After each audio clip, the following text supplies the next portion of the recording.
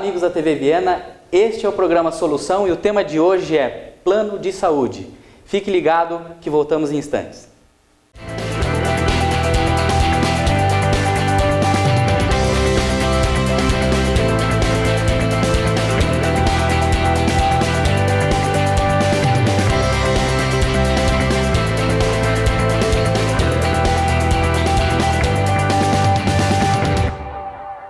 Estamos começando mais um programa Solução e o tema de hoje é Plano de Saúde. Para isso, eu chamei aqui a doutora Margarete Rossini, uma assisense, advogada há quase 20 anos e que atua em São Paulo na área de plano de saúde. Doutora, um prazer recebê-la. Prazer é meu, André. Prazer participar desse programa que tem encampado grandes discussões aqui na região e estou à plena disposição para a gente poder continuar. Legal. Margarete, para mim é um prazer dobrado, porque nós somos amigos desde a infância, fomos lobinhos, escoteiros, né, na infância, na adolescência. Então é um prazer revê-la. E também um grande prazer, porque você é uma corredora, eu corro pouco, não corro tanto. A doutora Margarete vai fazer a sua primeira maratona agora em Buenos Aires, não é isso? Sim, a maratona de Buenos Aires. Como é que está a expectativa para isso? Estou tensa. Os treinamentos são bem puxados, eu estou correndo aí bastante, fiz uma prova recente de 28 quilômetros, estou evoluindo para poder cumprir essa prova sem lesão, né? Investir na saúde, no esporte e sem lesão, quando voltar a continuar o trabalho. E com tanto investimento em saúde e em esporte, precisa de plano de saúde ainda, doutora? Claro que precisa. O plano de saúde é fundamental nisso tudo, mas não para tratar as lesões, mas como prevenção. Essa é a parte mais importante dele. Legal. Margarete, bom, vamos então já falar sobre o tema. O nosso PIB hoje, 60% dele é movimentado por serviços. O plano de saúde faz parte dos serviços e justamente por isso é normal que haja um grande número de reclamações. Há sim muitas pessoas satisfeitas, eu, por exemplo, estou satisfeito com o meu, mas há também muitas pessoas insatisfeitas. A que será que se deve esse número? Será que os planos de saúde, eles estão na UTI, eles estão com um problema de saúde? A questão de problemas do plano de saúde, ela é bem complexa, né? As queixas formuladas junto à Agência Nacional de Saúde, elas evidenciam efetivamente o parecer, o interesse do consumidor, né? Ele que é a pessoa que recebe a prestação de serviço, então eles entram em contato com a agência, com o IDEC e formulam efetivamente aquilo que incomoda eles. As reclamações do plano, elas têm vários fundamentos, tanto questões assistenciais como questões financeiras, né? As assistenciais, ela tem um nível de profundidade porque ela está na mão dos prestadores de serviço em si. As reclamações chegam até pela quantidade de espera para ser atendido, que aí é o tempo para marcar a consulta. Isso tudo envolve a agenda do médico, né? A rede hospitalar, a capacidade de recepção e atendimento das pessoas. Doutora Margarete, eu fiz algumas pesquisas também sobre o tema, até escrevi para o IDEC, eles me mandaram aqui um manual do consumidor em relação aos planos de saúde, fiz algumas pesquisas na internet. Elas não estão muito atualizadas, mas eu pude perceber que 79% dos usuários já apresentaram algum tipo de problema em relação ao plano que tem. E dentre esses problemas, as reclamações são normalmente pronto atendimento, 80% das pessoas, consultas médicas, 66%, contratempos no acesso a exames e a diagnósticos, 47%, local de espera, 74%, a demora no atendimento, 55%, e demora na marcação de consultas, 52%. Além disso, 30% das pessoas que têm planos de saúde disseram que recorreram a um médico particular ou até mesmo foram ao SUS, porque o plano não estava condizente com o que eles esperavam. Bom, esses números, eles estão melhorando? Já há alguma política interna nos planos de saúde para melhorar a satisfação do consumidor? Sim, eles têm evoluído no sentido de melhora no atendimento aos beneficiários da assistência. A agência reguladora, desde 2013, ela foi instituída no ano 2000, né, e nos últimos anos ela tem editado a agenda regulatória, e um dos temas da agenda é exatamente a manutenção da qualidade. Então, as operadoras de plano de saúde, elas estão obrigadas a se apresentarem para a agência todos os dados de reclamação interna, os dados de ouvidoria, o nível de resolutividade das ouvidorias, para efeito de gestão dessas reclamações. No próprio site da agência, nós temos hoje uma página que trata da qualidade da operadora, e lá você pode acompanhar todos os dados, em todo mês eles são atualizados, que eles identificam quais são os níveis de reclamação dos consumidores, dos beneficiários de plano de saúde. E parece que também, nós estávamos conversando em um outro momento, parece que também a própria defesa do consumidor, ela fica um pouco deficitária, porque na área onde você atua são poucos os profissionais que tem conhecimento profundo a respeito do tema, né? O advogado que conhece as demandas relativas a plano de saúde, não é isso? Exato, exato. Para a área jurídica, tanto para quem está defendendo as operadoras de plano de saúde, tanto para quem está do outro lado defendendo os interesses do consumidor, é uma área que tem um bom campo de atuação para advogados, de crescimento para advogados. São poucos os advogados hoje em dia que estão especializados na área da saúde. Nós temos um cenário regulatório muito grande editado pela agência, e esse cenário ele é sobreposto pelo Código de Defesa do Consumidor quando os assuntos são relacionados e discutidos no Poder Judiciário. Quando você trata dessas queixas e dessas questões junto à Agência Nacional de Saúde, a relação contratual, ou seja, aquilo que efetivamente o beneficiário contratou com o plano, os limites de cobertura, os percentuais de coparticipação, tudo isso é considerado pela agência na hora de avaliar a pertinência da queixa, enquanto que no judiciário, quando se sobrepõe o Código de Defesa do Consumidor, na teoria da relação objetiva, aí a gente fica sem poder muito como poder trabalhar as questões jurídicas regulatórias. Esse é o programa Solução. Faça parte dele. Aqui os convidados sempre têm um profundo conhecimento a respeito do tema. Os temas são sempre relevantes e nós usamos uma linguagem simples. Para isso eu quero você aqui. Ligue para nós.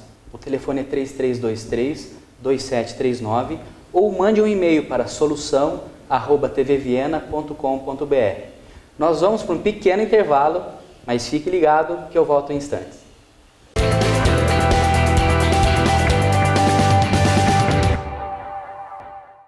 Ao longo de 28 anos de história, a Casa Imobiliária em Assis se preocupa em construir o amanhã. Esse é o maior diferencial de uma empresa que tem tradição e trabalha desde já para estar no futuro. E com parceiros e colaboradores de confiança e credibilidade, a Casa Imobiliária tem prestado um excelente serviço à comunidade, que começa na abordagem ao cliente, acompanhamento e conclusão da negociação. É dessa forma que esta sólida empresa construi uma marca que em 2015 completa 28 anos. Experiência e know-how fazem da Casa Imobiliária uma referência quando o negócio é investir no futuro. Casa Imobiliária, um bom motivo para negociar.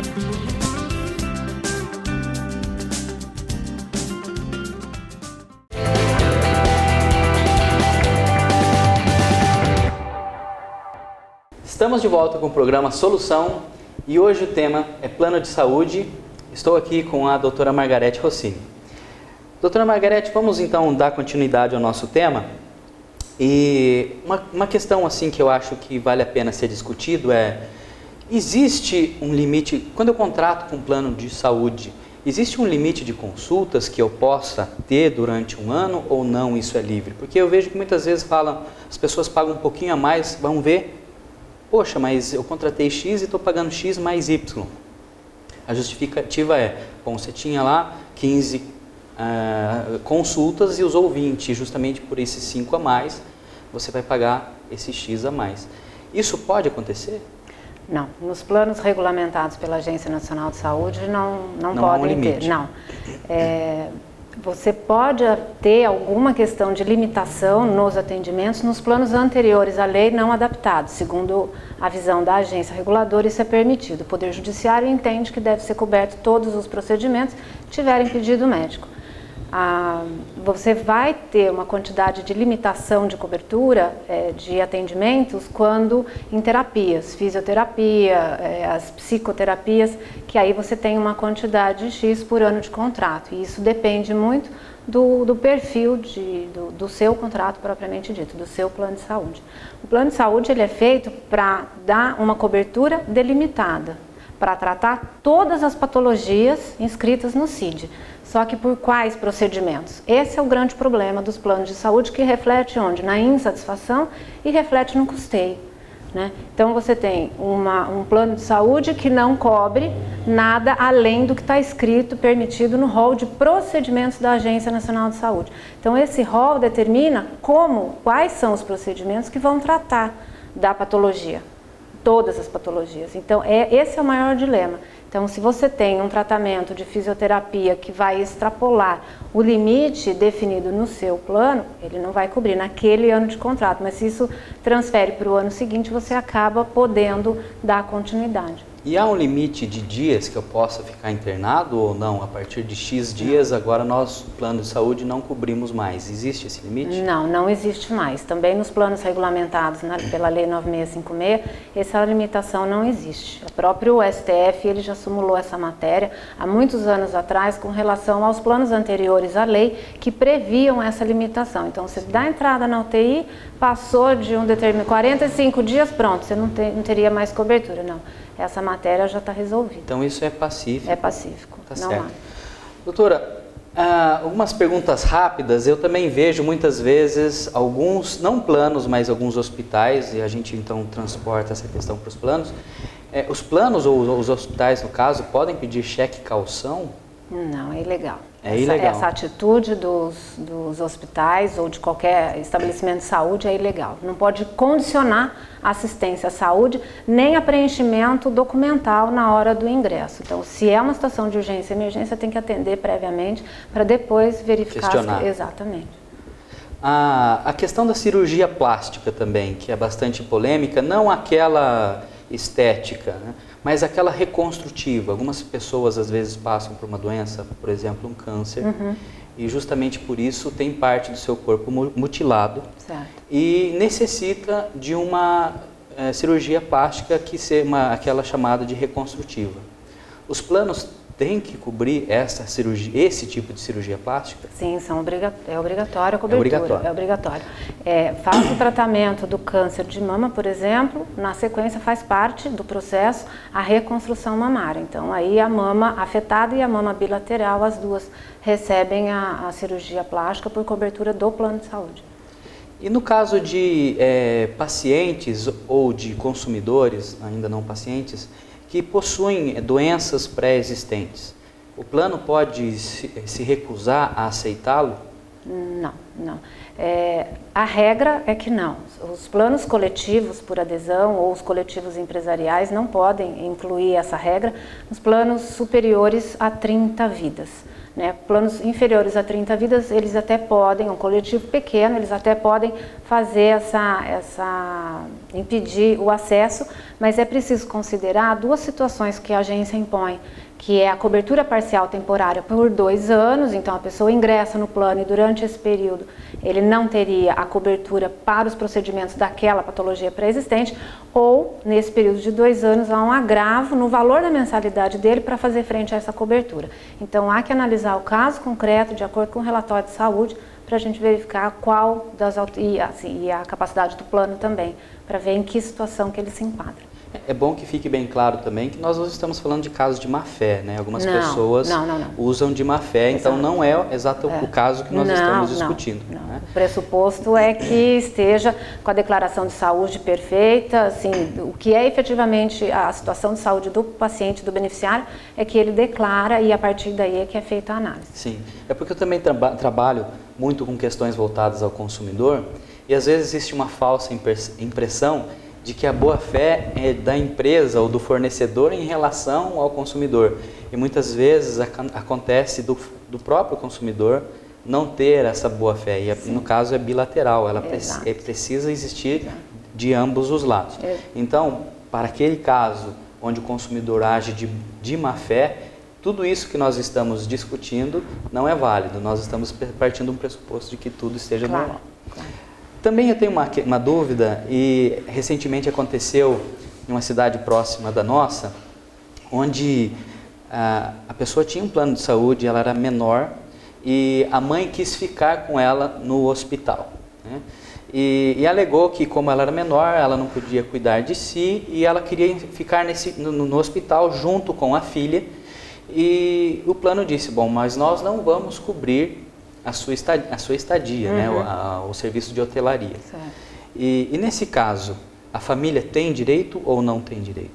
Tem direito, sim. A criança, aí, de acordo com o Estatuto da Criança e do Adolescente, né, não é uma matéria principalmente do plano de saúde, mas é uma matéria de preservação dos direitos aí da criança.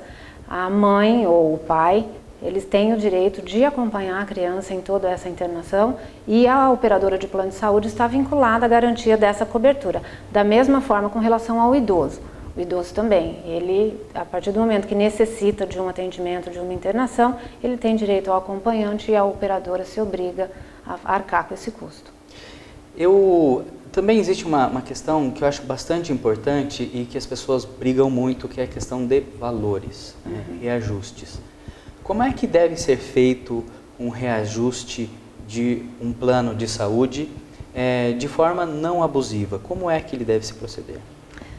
O reajuste de planos de saúde, nós temos algumas categorias, né? Os planos individuais, contratados individualmente, é a Agência Nacional de Saúde que determina qual é o percentual que vai incidir naquele plano. Os planos coletivos, ele depende de uma negociação entre as empresas, então é a operadora e a pessoa jurídica contratante. Esse plano, ele tem um reajuste anual, que isso vai ser definido no contrato, pode ser indexado ou não, eles podem definir uma forma do reajuste, um mix de índices que reflitam a realidade da região, né, da área geográfica que abrange o plano, e temos também uma modalidade que é o reajuste por sinistralidade, que é uma matéria, inclusive, que está sendo discutida no STF, com o status já recebeu de repercussão geral. Então, para nós, isso vai ser muito interessante, até para ver o rumo que a saúde financeira dos planos vai tomar. Então, o plano de saúde, ele tem essa análise do reajuste por sinistralidade, ele vai avaliar todo item, todos os itens, todos os ofensores que atingiram aquela carteira. Então, teve ações de prevenção naquela carteira, surtiu resultado, quais são as maiores patologias, qual a faixa etária que mais indicam os custos daquela carteira. Então, esses são os dados de maior porte para a aferição dos reajustes. E fora esse, tem também aí o reajuste por faixa etária. Inclusive, parece que o Estadão lançou que a expectativa é que cresça muito o valor dos planos de saúde, né? Isso. Mas sobre isso a gente vai falar após os comerciais. Eu espero vocês em instantes. Fique ligado.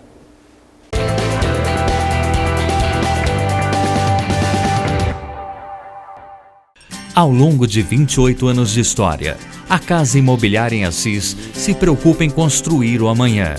Esse é o maior diferencial de uma empresa que tem tradição e trabalha desde já para estar no futuro.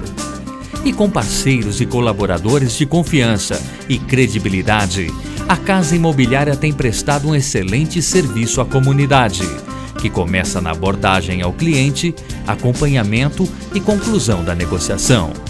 É dessa forma que esta sólida empresa construi uma marca que em 2015 completa 28 anos. Experiência e know-how fazem da Casa Imobiliária uma referência quando o negócio é investir no futuro. Casa Imobiliária, um bom motivo para negociar.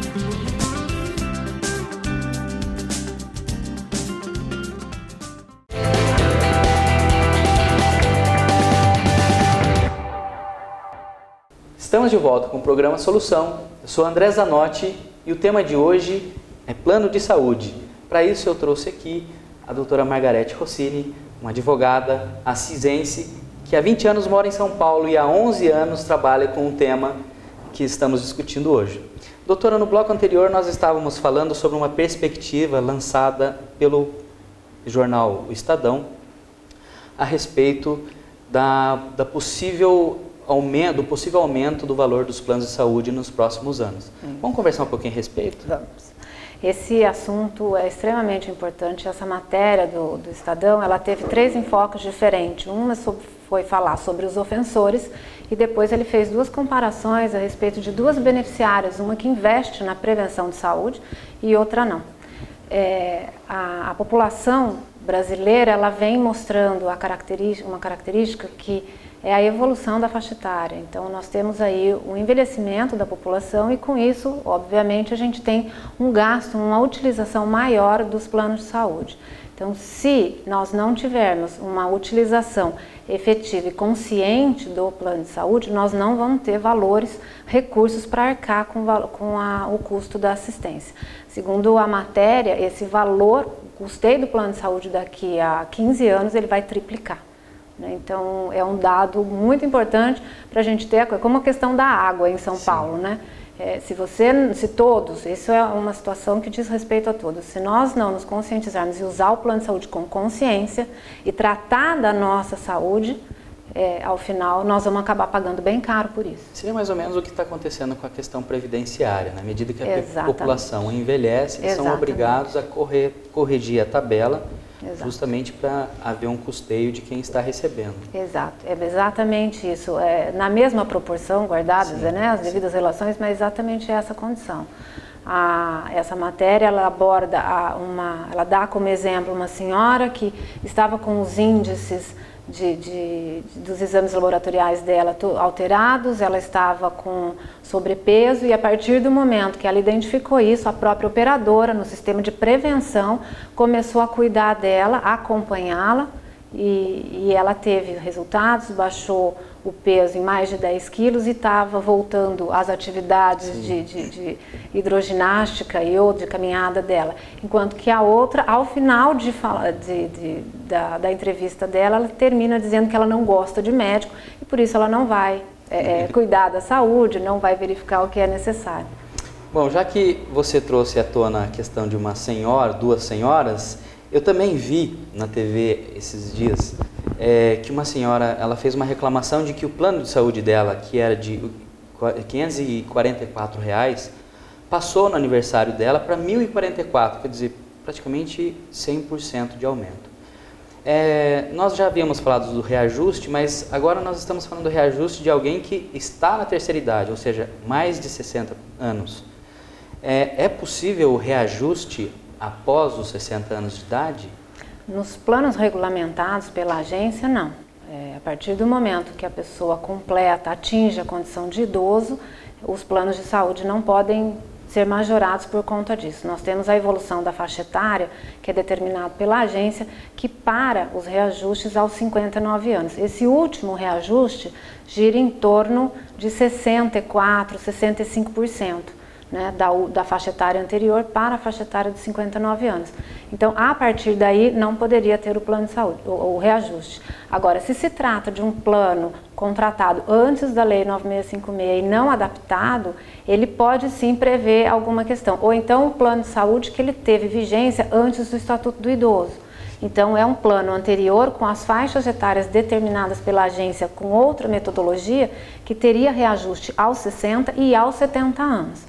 Mas essa condição, ela tem caminhado no Poder Judiciário no sentido de ser abusiva esse reajuste para quem já completou 60 anos. E parece que a diferença entre o menor valor e o maior não pode ser maior do que 6 vezes, é isso exatamente, mesmo? A resolução normativa da agência, ela determina exatamente quanto os aumentos começam, a primeira faixa etária de aumento é aos 18 anos, e aí ela vai evoluindo, e entre a primeira e a última, ela tem uma graduação que não pode. Inclusive tem uma outra percepção, um cálculo que precisa ser feito, que entre as primeiras 7 faixas não podem ser significar sobrecarregamento das últimas faixas. Então, é bem complexa essa análise e tem que ser seguido. Se a agência identificar uma reclamação dessa natureza feita na Agência Nacional de Saúde, ela vai verificar se o plano atendeu as normativas para ser comercializado. Se não atendeu, aí a gente tem uma punição pela agência, bem salgada, com um multiplicador em razão da quantidade de beneficiários vinculados no plano. Então, por conta do efeito coletivo, né, que tem o dano, a abusividade. Certo, então quer dizer que se por hipótese, na primeira faixa etária o valor do plano fosse de R$200, na última faixa etária, 6 vezes, não poderia ser maior do que 6 vezes esse valor, R$1.200 no Exatamente. caso, no nosso exemplo. Ele tem que ter bem essa proporção. Eu não tenho os dados aqui precisos, mas se a gente pegar a resolução normativa, número 63, ela explica direitinho quanto que pode variar entre uma faixa etária e outra.